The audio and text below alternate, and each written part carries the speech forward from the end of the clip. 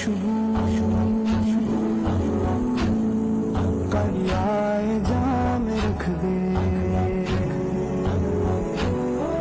عشق نبی کی خوشبو دریائے جام رکھ دے، الفت میں هدانا سواء الطريق وجعل لنا التوفيق خير الرفيق وعلى آله وصحبه أجمعين.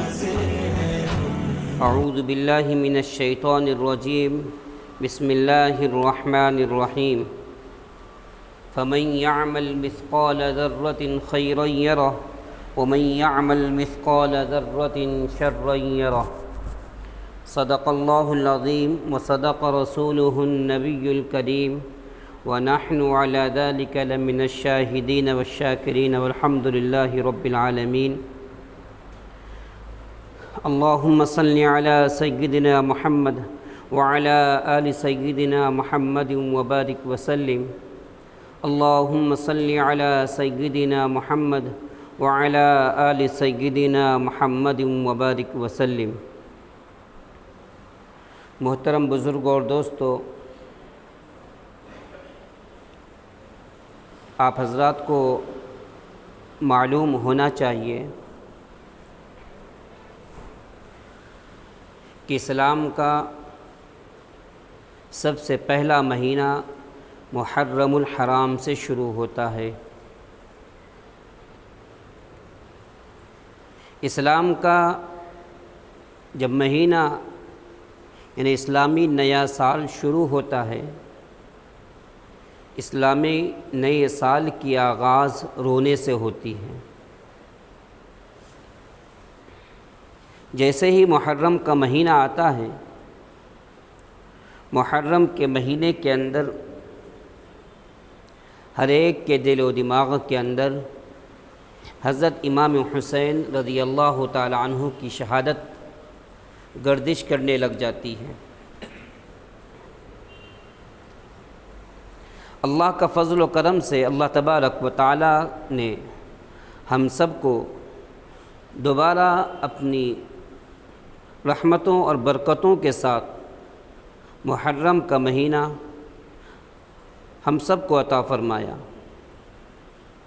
اس پر ہم سب اللہ کا شکر ادا کریں. اس ماہ مبارک کے اندر جو سب سے بڑا اور سب سے بہترین عمل ہے، وہ عمل یہ کہ اس محرم کی 10ویں تاریخ کا دن بڑی فضیلت اور برکت والا ہے. اس مہینے کی 10ویں تاریخ کو ہمیں روزہ رکھنا ہے، اس کی قدر کرنی چاہیے. ماہ محرم کی صحیح عزت اور قدر یہ ہے کہ جن کاموں کو کرنے کا حکم دیا گیا ہے ان کاموں کو کرنا ہے، اور جن کاموں سے اللہ تبارک و تعالی نے منع فرمایا ہے ان سے بچنا ہے. اور یہ جو کرنے کے جو کام ہیں، یہ کام صرف اس مہینے کے لیے خاص نہیں ہے، بلکہ 12 کے 12 مہینے کے اندر ہمیں ان 2 کاموں کی پابندی کرنا ہے. اور خصوصاً اس مہینے کے اندر تو اور زیادہ پابندی کرنے کی ضرورت ہے. فرائض اور واجبات اور سنت مؤکدات کو انجام دیتے ہوئے، فرائض اور واجبات اور سنت مؤکدات، فرائض اللہ تبارک و تعالی نے 5 وقت کی نماز پوری امت مسلمہ کے اوپر فرض کی ہے. تو جیسے محرم کے مہینے کے اندر ہمیں نمازوں کی پابندی کرنا ہے، ایسے ہی 11 مہینے کے اندر بھی ہمیں نمازوں کی پابندی کرنا ہے، سنتوں کی پابندی کرنا ہے، فرائض اور واجبات کی پابندی کرنا ہے. اس مہینے کے اندر جو ایک عمل کا اضافہ ہو جاتا ہے وہ محرم کے 10ویں تاریخ کا روزہ ہے، جس کو عاشورہ کا روزہ کہا جاتا ہے، جس کو عاشورہ کا روزہ کہا جاتا ہے. اللہ کے رسول صلی اللہ علیہ وسلم ہر سال محرم کے مہینے کا یعنی عاشورہ کا روزہ رکھتے تھے، 10ویں محرم کا روزہ رکھتے تھے۔ جس سال آپ پردہ فرما گئے، آپ انتقال اللہ کے پاس جانے والے تھے، اس سال آپ نے فرمایا کہ اگر آئندہ سال میں بچا رہا، اللہ تبارک و تعالیٰ نے زندگی بخشی، اللہ نے حیات بخشی، تو میں 9ویں اور 10ویں تاریخ کا روزہ رکھوں گا۔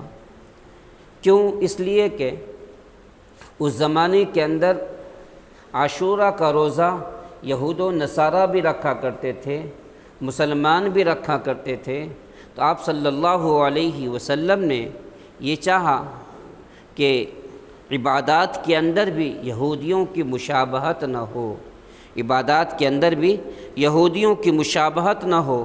اس مشابہت سے الگ ہونے کے لیے، اس مشابہت سے دوری اختیار کرنے کے لیے آپ صلی اللہ علیہ وسلم نے 9ویں اور 10ویں تاریخ کا روزہ رکھنے کا حکم دیا اور ارادہ بھی ظاہر فرمایا۔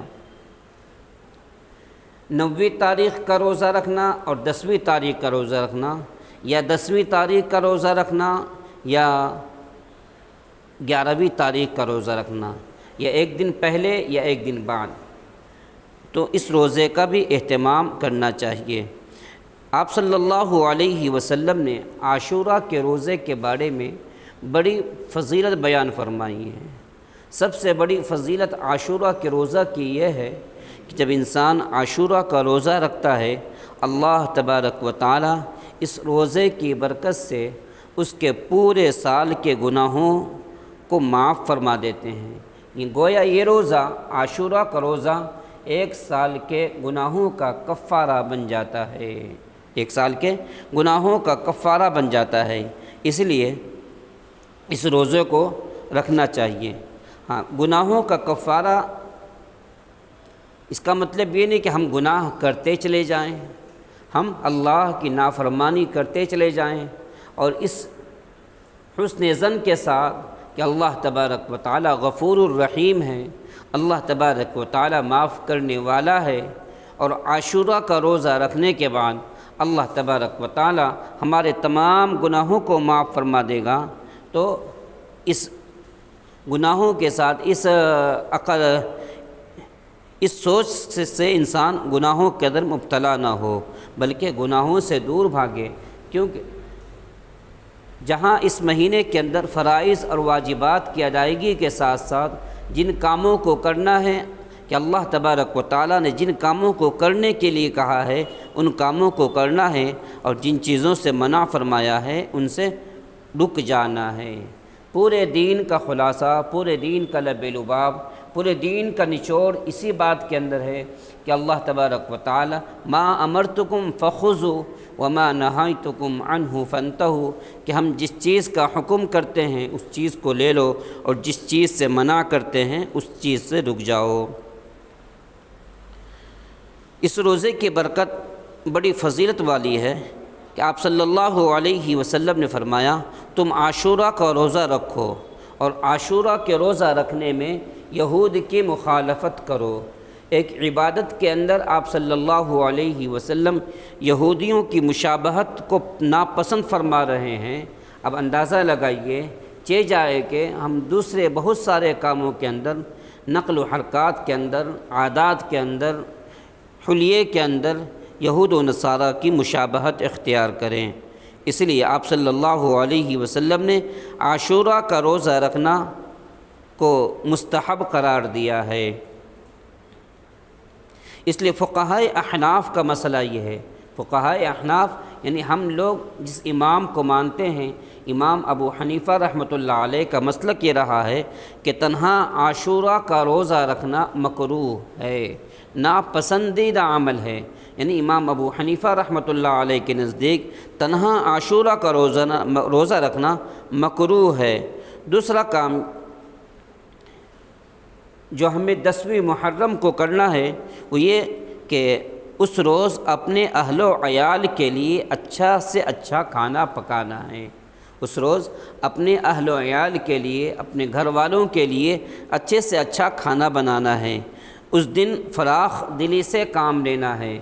آپ صلی اللہ علیہ وسلم کی حدیث ہے، آپ صلی اللہ علیہ وسلم نے فرمایا من وسع علی عیالی وسعہ اللہ فی سائر سنتی، جو شخص عاشورہ کے دن یعنی 10ویں محرم کے دن اپنے گھر والوں کے اوپر فراخ دلی سے کام لیتا ہے، خوش دلی سے کام لیتا ہے، وسعت کے ساتھ کام لیتا ہے، اللہ تبارک و تعالیٰ اس وسعت کی برکت سے، اس فراخ دلی کی برکت سے اللہ تبارک و تعالیٰ پورے سال اس کی روزی کے اندر برکت عطا فرماتے ہیں۔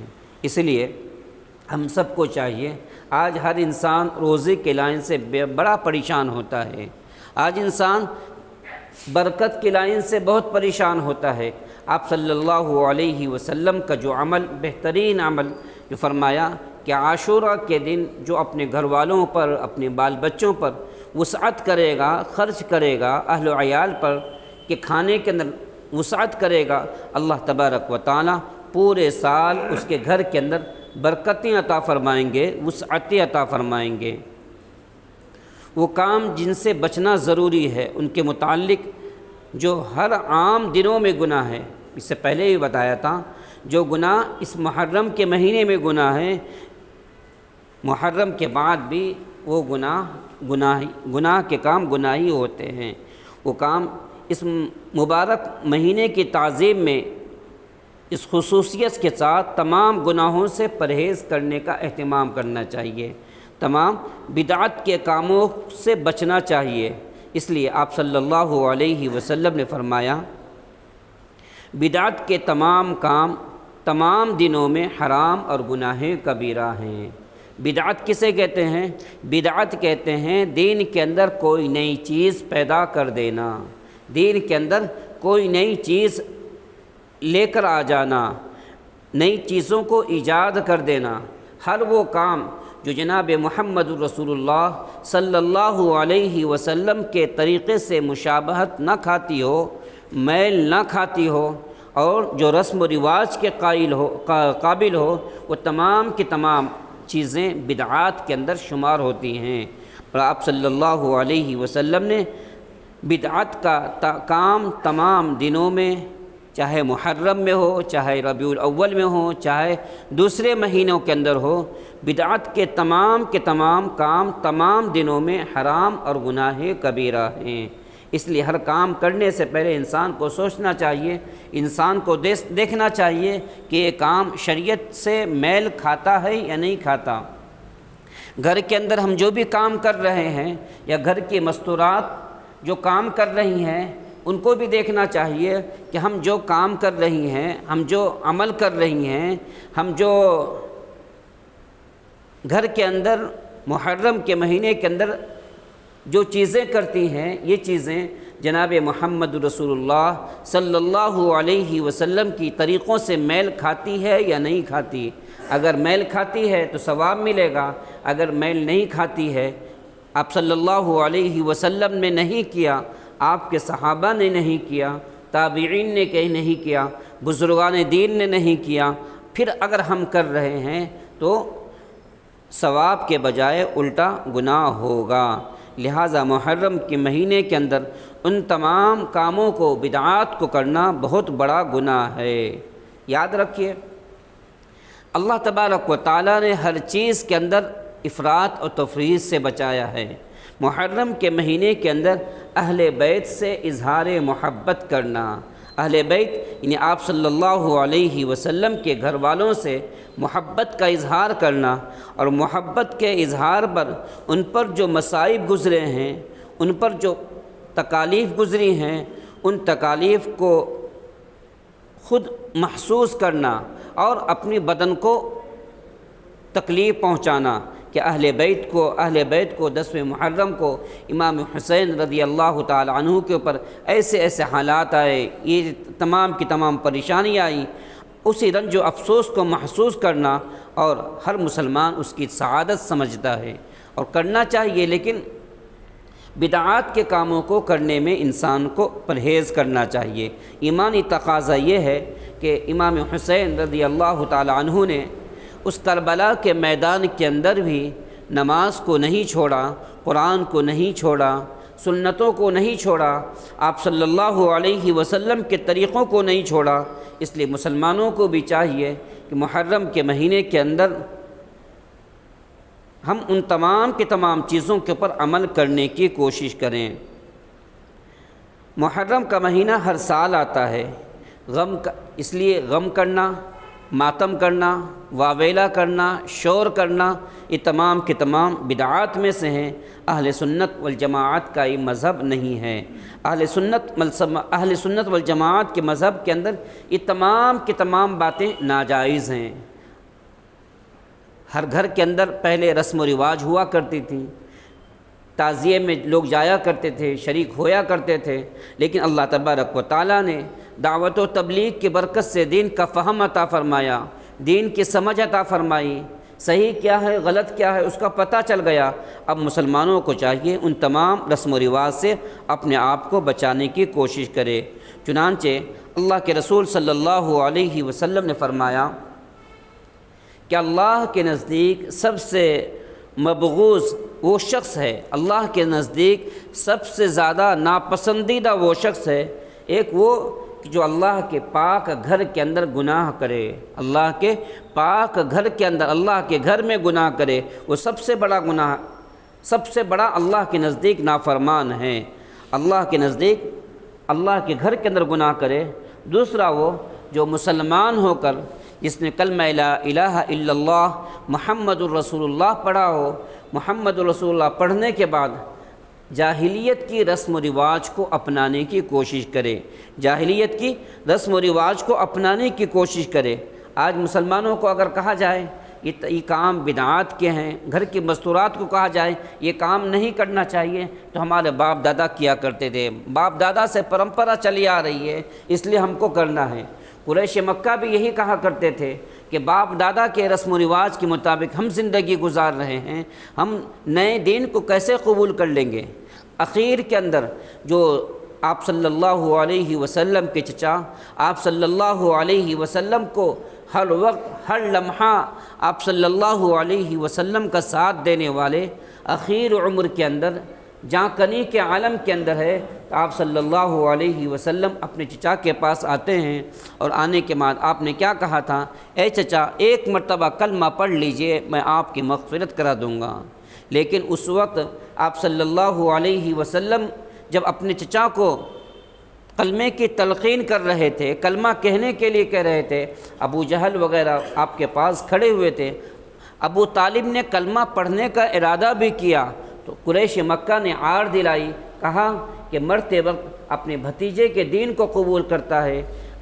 اس وقت ابو طالب نے کہا کہ میں اپنے آبا و اجداد کے دین کے اوپر ہوں، یعنی باپ دادا کا جو رسم رواج کے جو طریقے چل رہے تھے، باپ دادا کے طریقے کے مطابق زندگی گزار رہے تھے، میں اسی طریقے کے مطابق اپنے آپ کو پیش کر رہا ہوں۔ اب دیکھیے باپ دادا کے جو طریقہ ہے، اگر باپ دادا گمراہ ہیں تو باپ دادا کی عقیدت میں ہمیں گمراہ نہیں بننا ہے، بلکہ آہستہ آہستہ ان تمام رسم و رواج کو چھوڑنے کی کوشش کرنا ہے۔ تیسرا یہ کہ اللہ کے نزدیک وہ شخص سب سے زیادہ مبغوض ہے جو بلا وجہ کسی مسلمان کے خون کا پیاسا ہو، بلا وجہ کسی مسلمان کے خون کا پیاسا ہو، وہ بھی اللہ تبارک و تعالیٰ کے نزدیک مبغوض اور ناپسندیدہ ہے۔ اس لیے آپ صلی اللہ علیہ وسلم نے فرمایا 3 آدمی جو اللہ کے گھر کے اندر گناہ کرے، پاک مقام پر گناہ کرے، مسجد کے اندر گناہ کرے، بیت اللہ کے اندر گناہ کرے، اللہ کے نزدیک سب سے زیادہ ناپسندیدہ، سب سے زیادہ مبغوض ہے، اللہ کی پھٹکار اس کے اوپر ہوتی ہے۔ دوسرا جو مسلمان ہو کر کلمہ پڑھنے کے باوجود جاہلیت کی رسم و رواج یعنی باپ دادا کے طریقے کے مطابق زندگی گزارنے کی کوشش کرے، وہ بھی اللہ تبارک و تعالیٰ کے نزدیک مبغوض اور ناپسندیدہ ہے، اللہ تبارک و تعالیٰ کے نزدیک مبغوض اور ناپسندیدہ ہے۔ تیسرا وہ جو مسلمان ہو کر کسی مسلمان کے خون کا پیاسا رہے۔ اس لیے ان تمام باتوں سے ہمیں یہ پتہ چلا کہ عاشورہ کا روزہ رکھنے کے اندر آپ صلی اللہ علیہ وسلم نے یہود کی مخالفت کرنے کا حکم دیا ہے۔ جب آپ صلی اللہ علیہ وسلم نے عاشورہ کے روزے کے اندر یہود کی مخالفت کا حکم دیا تو چہ جائے کہ ہم مشرکین کے رسم و رواج کے مطابق زندگی گزارنا شروع کر دیں۔ جس طریقے سے قریش مکہ مشرکین کے اندر جو رسم و رواج پائی جاتی ہیں وہی رسم و رواج مسلمانوں کے اندر بھی پائی جاتی ہیں، چاہے میت کی لائن سے ہو جائے، چاہے ایصال ثواب کی لائن سے ہو جائے۔ ایصال ثواب کے وقت میں بھی ہم کچھ چیزیں رکھتے ہیں، مٹھائیاں لاتے ہیں، اس کے اوپر فاتحہ پڑھتے ہیں۔ فاتحہ کا مقصد کیا ہوتا ہے؟ فاتحہ کا مقصد ہوتا ہے ایصال ثواب کرنا، ایصال ثواب کرنا۔ اس ٹیکنالوجی کے دور کے اندر فاتحہ کرنے کے لیے مٹھائی رکھنا ضروری نہیں ہے، فاتحہ کرنے کے لیے کھچڑا رکھنا ضروری نہیں ہے، فاتحہ کرنے کے لیے پانی رکھنا ضروری نہیں ہے۔ آج جب انسان دل کے اندر ارادہ کر لیا کہ میں نے جو کچھ پڑھا ہے، میں نے جو کچھ پڑھ رہا ہوں اور میں اس کا ثواب امام حسین رضی اللہ تعالیٰ عنہ اہل بیت کو ثواب پہنچانا چاہ رہا ہوں، میں نے ارادہ کیا، اللہ تبارک و تعالیٰ نے ایک فرشتے کو متعین کر دیا۔ وہ فرشتہ ہمارے پاس آ کر کھڑا ہو جاتا ہے، جب تک ہم پڑھتے رہتے ہیں اس کو سنتا ہے اور اس کے ثواب کو لے جا کر امام حسین رضی اللہ تعالیٰ عنہ کی قبر کو پہنچا دیتا ہے۔ اس لیے فاتحہ کرنے کے وقت میں، ایصال ثواب کرنے کے وقت میں بہت ساری رسم و رواج کی جاتی ہے۔ خوشبو لگایا جاتا ہے، اگربتی سلگائی جاتی ہے۔ خوشبو لگانا کوئی بری بات نہیں، مٹھائی رکھنا کوئی بری بات نہیں، لیکن جب تک مٹھائی نہیں رکھیں گے ایصال ثواب نہیں ہوگا، جب تک خوشبو نہیں لگائیں گے ایصال ثواب نہیں ہوگا، جب تک یہ کام نہیں کریں گے ایصال ثواب نہیں ہوگا۔ یہ کیا ہو جاتا ہے؟ بدعات کے اندر شمار ہو جاتی ہیں۔ ہاں دعا ہو رہی ہے، دعا کے لیے اگر ہم نے خوشبو لگا دیا تو کوئی مذائقہ نہیں، ہم نے اگربتی لگا دی کوئی مذائقہ نہیں، لیکن دعا ہو رہی ہے، ایصال ثواب ہو رہا ہے، فاتحہ خوانی ہو رہی ہے، فاتحہ خوانی سے پہلے اگربتی لگانا چاہیے، فلاں چیز لا کے رکھنا چاہیے۔ اب اس کو اس کے ساتھ فاتحہ کے ساتھ لازم کر دیں گے تو یہ دین کے اندر بدعات ہو جاتی ہیں۔ اللہ کے رسول صلی اللہ علیہ وسلم نے بدعات کو ناپسند فرمایا ہے۔ جب انسان کسی بدعت کو ثواب سمجھ کر کرتا ہے، کسی بدعت کو ثواب سمجھ کر کرتا ہے، اللہ تبارک و تعالیٰ اس کو توبہ کی توفیق نہیں دیتے۔ کیوں؟ وہ بدعت کو ثواب سمجھ رہا ہے، وہ بدعت کو اچھا کام سمجھ رہا ہے، اس لیے اس کو کبھی توبہ کی توفیق نہیں ہوتی۔ اس لیے جو بدعت ہے اس کو بدعت ہی سمجھنا چاہیے۔ اللہ کے رسول صلی اللہ علیہ وسلم نے جب روزہ رکھنے کے اندر یہود کی مخالفت کرنے کا حکم دیا تو چہ جائے کہ ہم ایصال ثواب کے اندر دوسرے کاموں کے اندر ہم بدعات کے اندر اپنے آپ کو شامل کر لیں۔ اس لیے ہم سب کو چاہیے کہ ہم سب اپنے آپ کو رسم و رواج سے بچانے کی کوشش کریں۔ اللہ کے رسول صلی اللہ علیہ وسلم نے فرمایا محرم کے مہینے کے اندر جہاں تعزیے نکالے جاتے ہیں، دیکھیے تعزیہ نکالنا یا علم نکالنا یا امام حسین رضی اللہ تعالی عنہ کی یادگار کے اندر جلوس نکالنا، یہ تمام کا تمام سنی برادریوں کے ساتھ کوئی تعلق نہیں رکھتا۔ یہ اگر نکالتے ہیں تو یہ کون نکالتے ہیں؟ شیعہ حضرات نکالتے ہیں۔ امام ابو حنیفہ رحمۃ اللہ علیہ کے نزدیک اور سنی برادریوں کے نزدیک یہ عمل نہیں ہے، اس لیے انسان کو بچنا چاہیے۔ ایسے وقت میں علم کو دیکھنا، تعزیوں کو دیکھنا، اس کے اندر چندہ دینا، اس کے اندر کس شریک ہونا، یہ تمام کے تمام گناہوں کے کاموں کے اندر سے انسان کو اس سے بچنا چاہیے۔ اس کے اندر کودنا، اس کے اندر جانا، اس کے اوپر کھڑے ہونا، تمام کے تمام بدعات کے اندر سے، تمام کے تمام گناہ کے کاموں میں سے ہے، اس لیے اس سے بچنا چاہیے۔ جناب محمد رسول اللہ صلی اللہ علیہ وسلم کی حدیث ہے، آپ صلی اللہ علیہ وسلم نے فرمایا الا کل شیء من امر الجاہلیہ تحت قدمی موضوع۔